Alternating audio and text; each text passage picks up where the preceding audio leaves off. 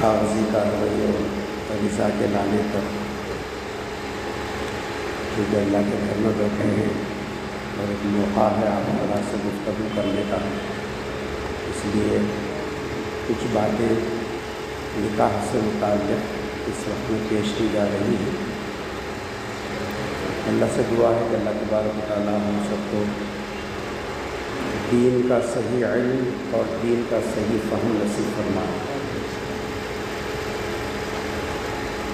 نکاح سے متعلق 3 باتیں ذہن میں رکھنا چاہیے۔ پہلی بات تو یہ ہے کہ اسلام میں نکاح کا طرز اور نکاح کا طریقہ کیا ہے، اور دوسرے نکاح کی روح کیا ہے، اور تیسرے نکاح سے مقصد کیا ہے۔ یہ نکاح سے متعلق 3 باتیں اس وقت میں پیش کی جا رہی ہیں۔ پہلی بات، نکاح کا طرز اسلام میں عام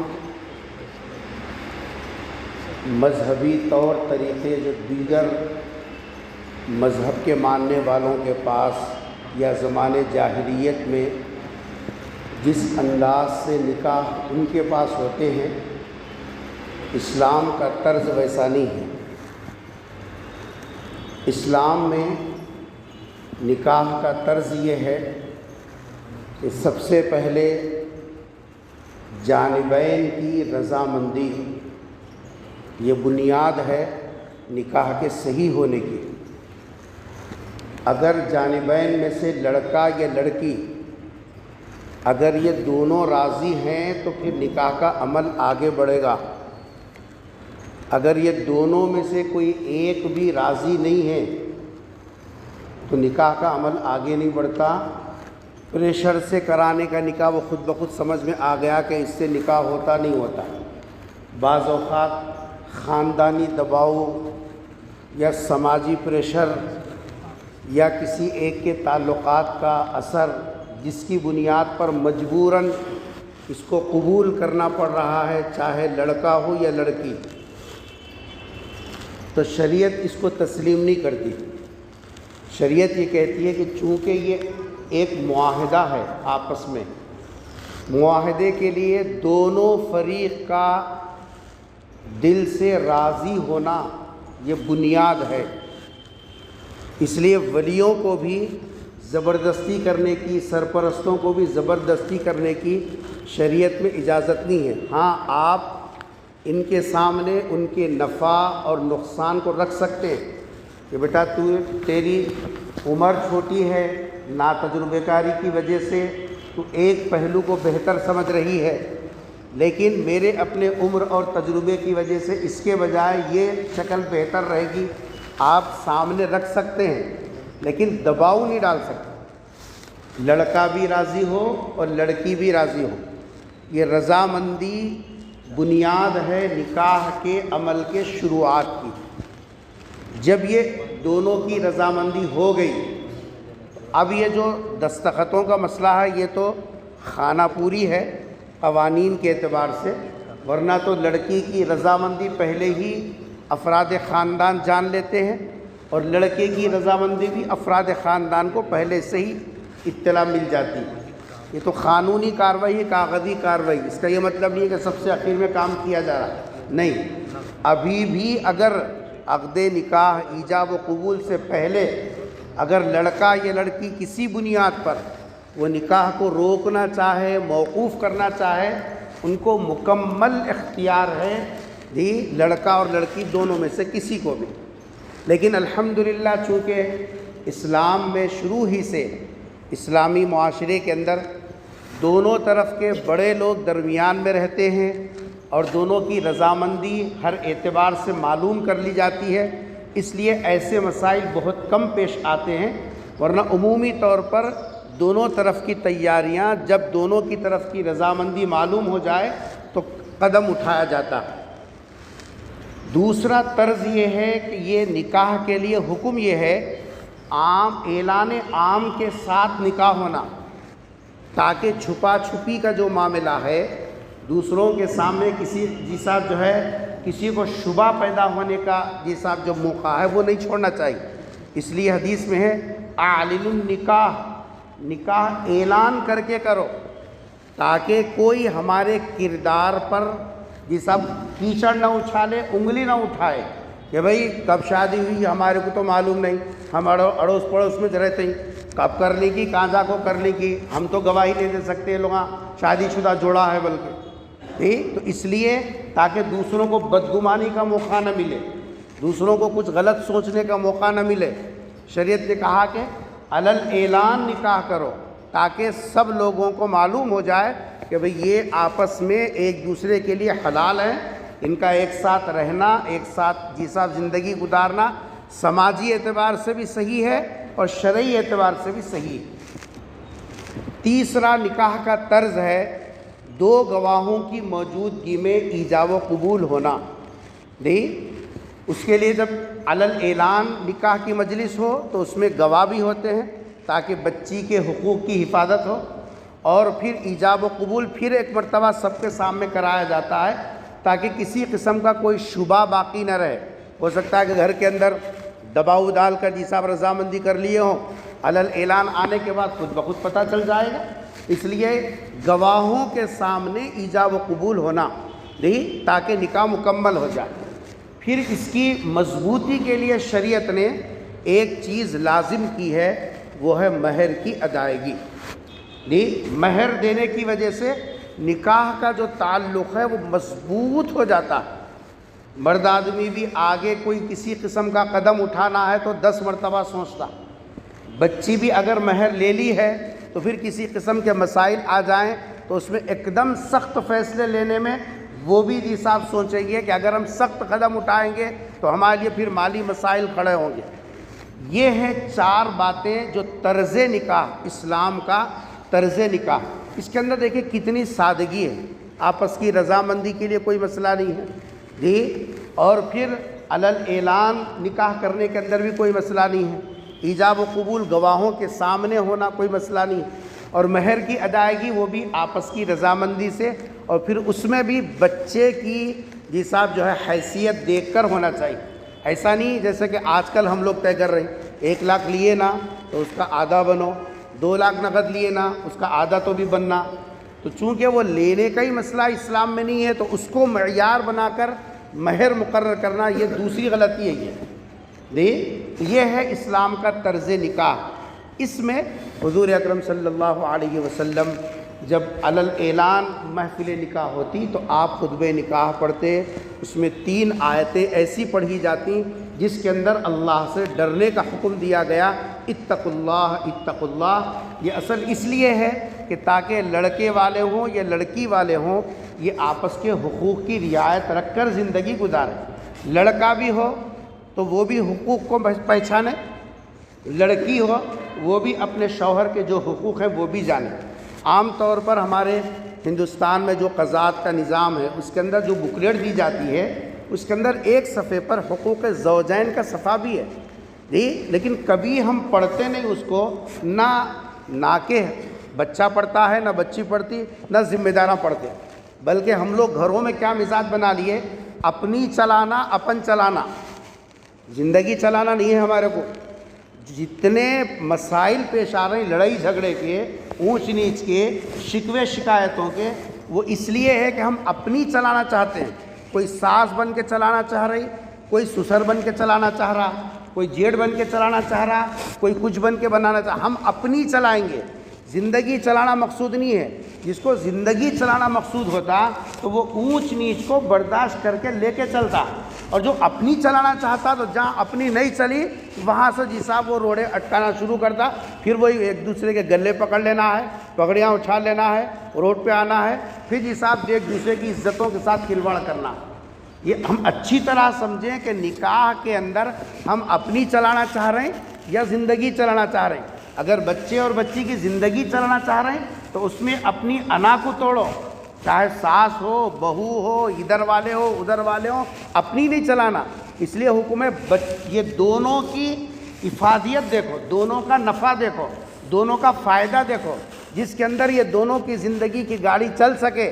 اپنی ہم خاندان کا بڑا ہوں بولے ایسا نہیں سنیا، خاندان کا بڑا رہے تو کیا ہوا بھائی، آپ کا بڑاپن اپنی جگہ ہے، لیکن کبھی کبھی مصلحت سے بھی کام کرنا پڑتا، کبھی حکمت سے قدم اٹھانا پڑتا، کبھی کچھ مسائل میں یہ سب دل بڑا کرنا پڑتا، اگرچہ کہ ہم زیر نہیں ہیں، دب کے نکاح نہیں کر رہے، لے کے نکاح نہیں کر رہے، اس کے باوجود دل بڑا کرنا پڑتا ہے، کیونکہ رشتہ داری کو جوڑنا ہے، خاندانوں کو ملانا ہے، توڑنا نہیں ہے، نفرت پیدا کرنا نہیں ہے۔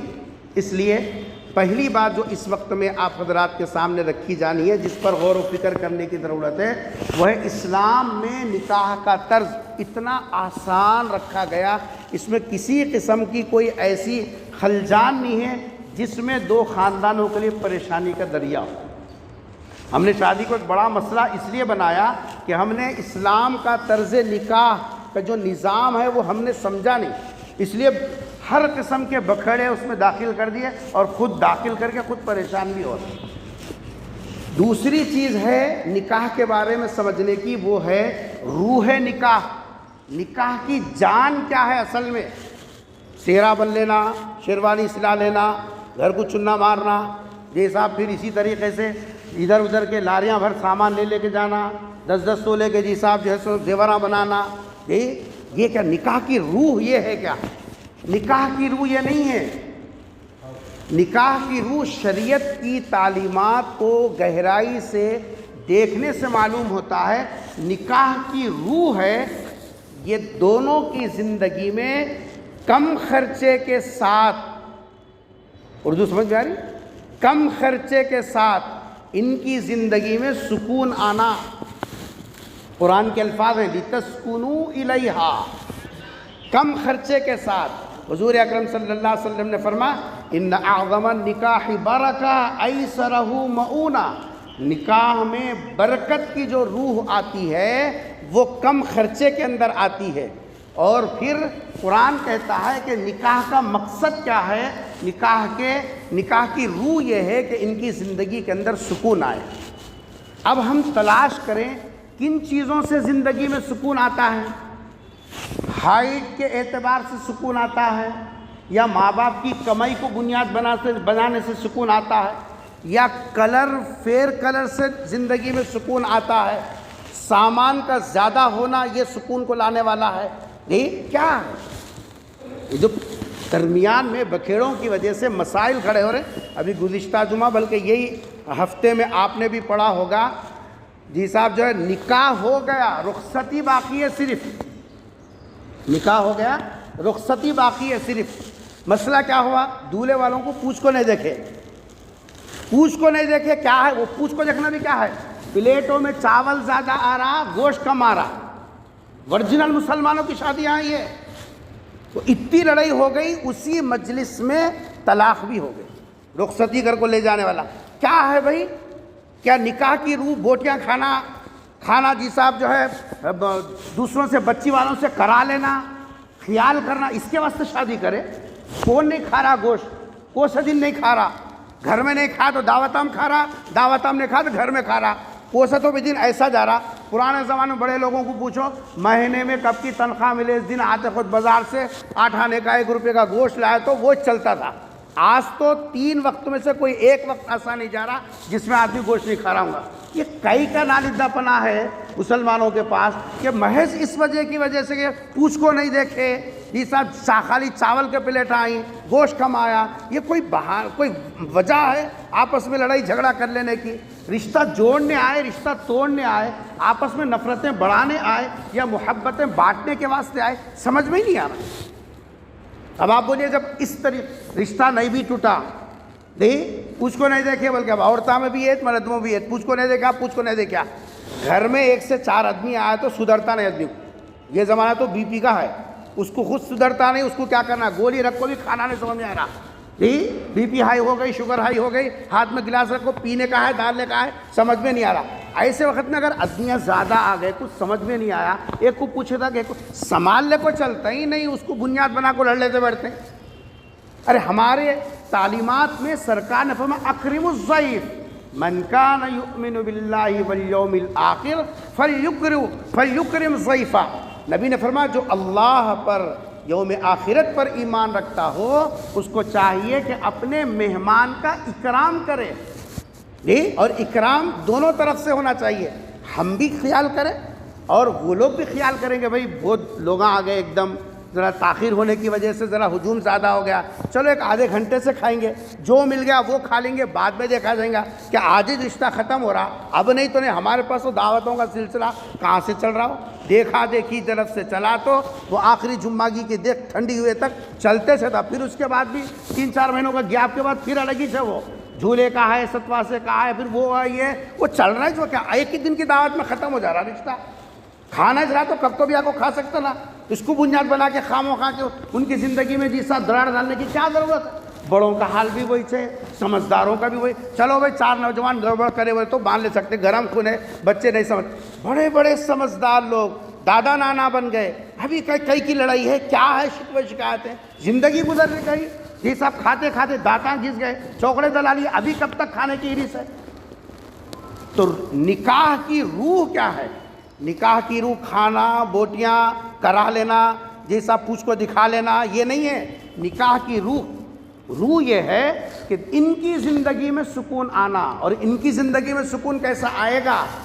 خد سے، کلر سے، جیسا سامان سے، کھانے پینے کے چیزوں سے، اس سے نہیں آتا، نہیں، اس سے ان کی زندگی میں روح نہیں آتا۔ نبی نے فرمایا نکاح کی برکت شروع ہوتی ہے کم خرچے سے۔ کہاں سے شروع ہوتی ہے؟ کم خرچے سے۔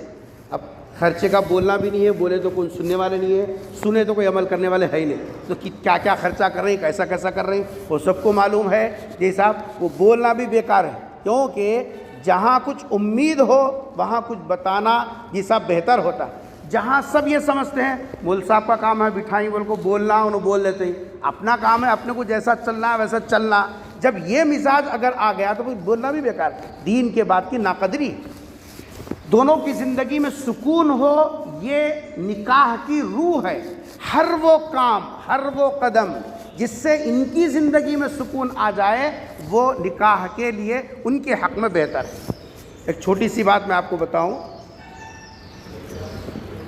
ماں باپ کا جو حق ہے، والدین کا جو حق ہے وہ غیر محدود نہیں ہے۔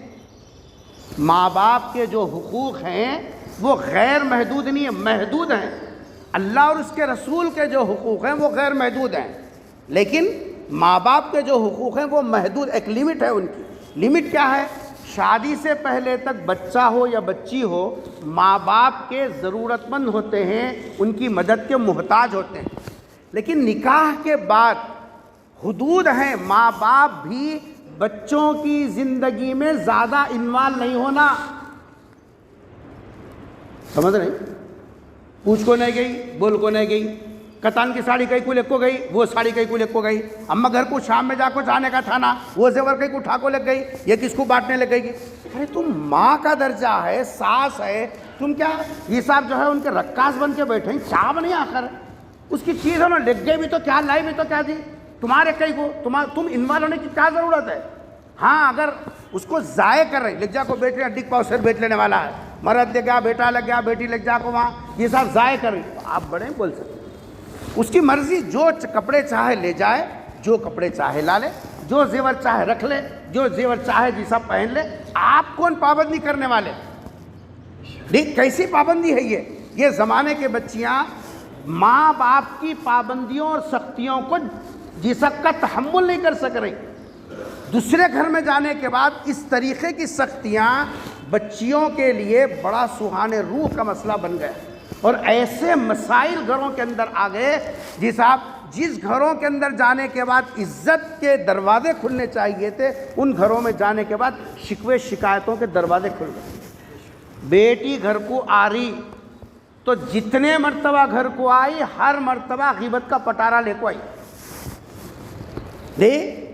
داماد جتنے مرتبہ سسرال کو گیا، دیکھو بھائی سسرال جب رشتہ جڑ گیا تو بچہ سسرال کو بھی جائے گا، اپنے گھر میں بھی رہے گا۔ اب سسرال کو جانا بھی ایک سزا بن گئی، گھر جوائی بن کو آیا کیا؟ تو کب دیکھے تو وہیں سے تھا، کدھر گئے بھی تو وہیں سے. ارے جانا کریج کے کو اماں جب جانا نہیں ہے تو پلوں کو گھیٹی ڈال لیتا، بیٹے کو بھی گھیٹی ڈال کے رکھ لینا تھا. شادی کہیں کری؟ بیوی ہے، جائیں گا نہیں جائیں گا؟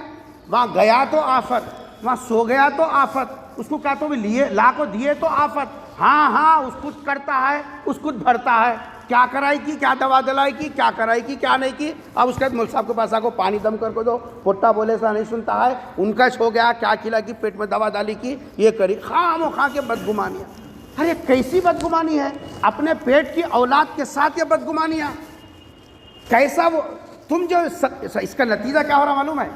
اس کا نتیجہ یہ ہو رہا کہ بے جا سختی، بے موقع سختی، بے جا سختی کی وجہ سے ماں باپ کی جتنی محبت، جتنی عظمت بیٹے اور بیٹی کے دل میں ہے وہ اتر جا رہی. اب کیا بول رہے ہیں؟ پوچھ کو نہیں دیکھ رہا، دوالا کو نہیں دیکھ رہا، کہ تمہیں کرے سو کام آکو، کیسا پوچھ کو دیکھیں گا؟ بولو کیسا پوچھ کو دیکھیں گا؟ ماں، اس لیے میں کہہ رہا ہوں کہ ماں باپ کے حقوق لمٹ میں ہے، حدود میں ہے. شادی کے بعد بچوں کی جو ہے ازدواجی زندگی میں ماں باپ کو چاہیے زیادہ انوالو نہیں ہونا، نگرانی ضرور کرنا. آپ کی نگرانی کے بغیر ان کے قدم کبھی بھی پھسل سکتے ہیں، کیونکہ ان کا گرم خون ہے، ان کو کیا بھی نہیں معلوم. آپ مشورہ دے سکتے ہیں، کیونکہ دنیا میں ماں باپ سے صحیح مشورہ کوئی دوسرا نہیں دے سکتا. اس لیے آپ کی بات سنیں گے. شریعت کا مزاج کیا ہے؟ شریعت کا مزاج یہ ہے، اس کا سامان، اس کی بیوی الگ کمرے میں اتارو. میری بات کڑوی ہے لیکن حق یہی ہے. علماء کرام کا مجموعہ پوچھ لو آپ، تمہارے گھر میں جی صاحب جو اتار کو ریموٹ کنٹرول ہاتھ میں رکھو، اٹھا بٹھا یہ کر، یہ نہیں ہے. بچہ، بچی، بیٹا، بہو کا سامان اس کے نئے کمرے میں اتارنا، پکا لیں دے، کھا لیں دے، پھینک لیں دے، بھوکا رہیں دے، نگرانی کرو خالی. یہ آپ کی ذمہ داری ہے. یہ ذمہ داری نہیں ہے وہ لوٹا کہیں نکالی اوپر رکھ، یہ برتن کہیں کو نکالی اوپر رکھ، وہ سوٹ کیسے کو لے جاتی ہے، یہ کپڑے کہیں کو رکھ لی. آپ کو اختیار نہیں ہے. مالک جو ہے اس کو اختیار ہے، جو چاہے پہن لے، جو چاہے رکھ لے، جو چاہے دے لے، اس کی اختیار کی بات ہے. آپ کو انوالو ہونے کی کیا ضرورت ہے؟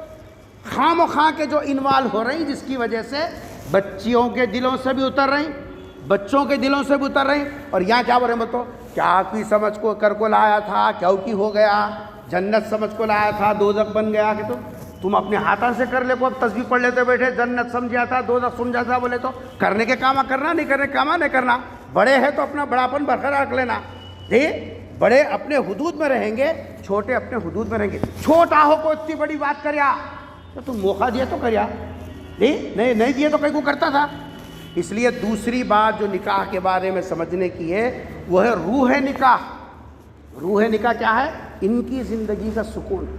بڑوں کی طرف سے، کسی کے بھی طرف سے، ان کی زندگی کے اندر اگر اجیرن ہو گئی اور پریشانیاں بڑوں کی طرف سے آ رہی ہیں تو پھر آپ روح نکاح کو نہیں سمجھے، شادی کو نہیں سمجھے، اور خواہ مخواہ کے پریشان ان کو بھی کر رہے ہیں، تم بھی ہو رہے ہیں.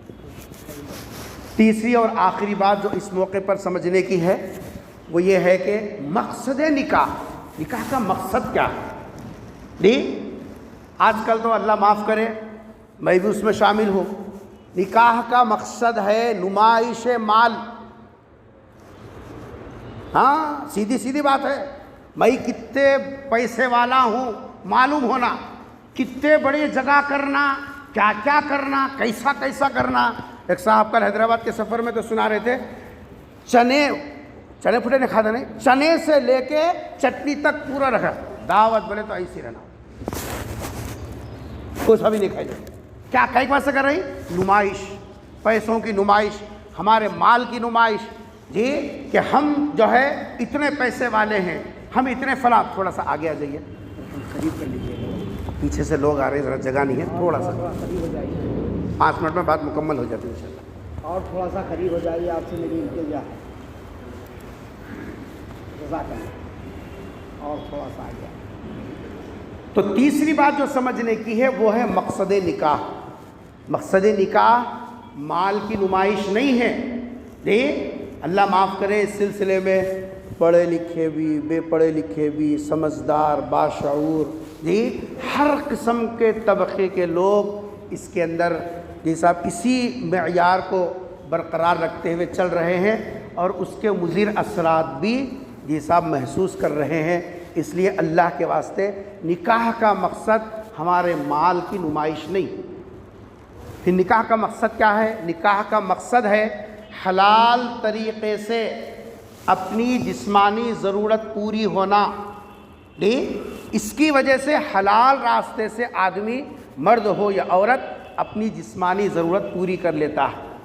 حلال جی صاحب راستہ ہے یہ، شریعت میں جتنا جی صاحب اس کو حلال کہا گیا، اس کے علاوہ سب راستوں کو فَأُولَئِكَ هُمُ الْغَاوُونَ کہا گیا۔ اس کے علاوہ کے جتنے راستے وہ سب یا تو دھوکے کے ہیں یا تو جی صاحب گندگی کے ہیں۔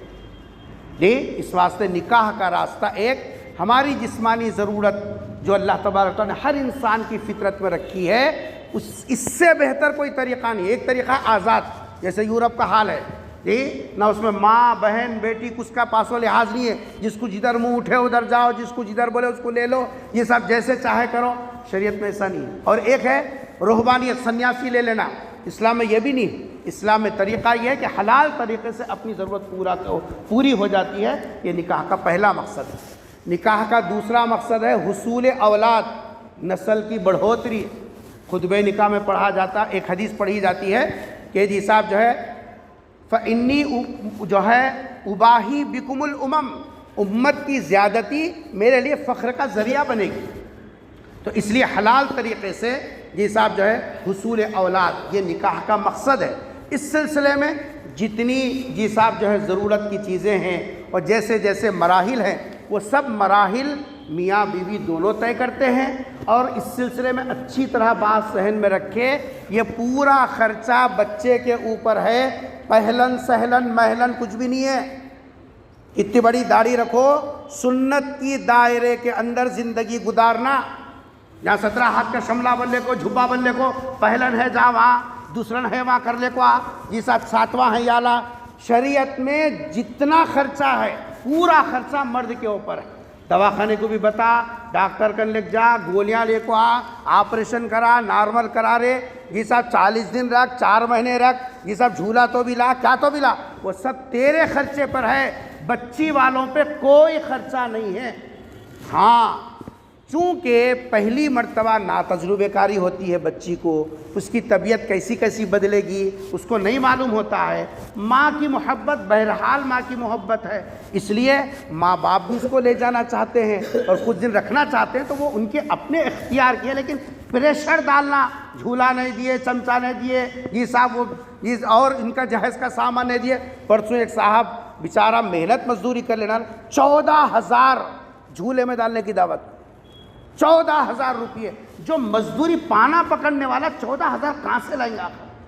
میں نمازہ بھی ہوں الحمدللہ ماشاءاللہ، نمازہ بھی پڑھ رہے، جھولے کے دعوتہ بھی کرا رہے، اس کو خرید کے پالے بھی کر رہے۔ تو مقصد نکاح نمبر 1 حلال طریقے سے جسمانی ضرورت پوری ہونا، دوسرے یہ سب حصول اولاد ہے۔ یہ 2 مقصد ہیں۔ چونکہ رضا بھی آ گئی ہے، اللہ سے دعا ہے کہ اللہ تبارک و تعالی ہم سب کو حضور اکرم صلی اللہ علیہ وسلم کے لائے ہوئے شریعت کو سمجھ کر عمل کرنے کی توفیق نصیب فرما دے۔ 2 سنتیں آداب کے درجے کی ہیں، وہ میں بتا دیتا ہوں۔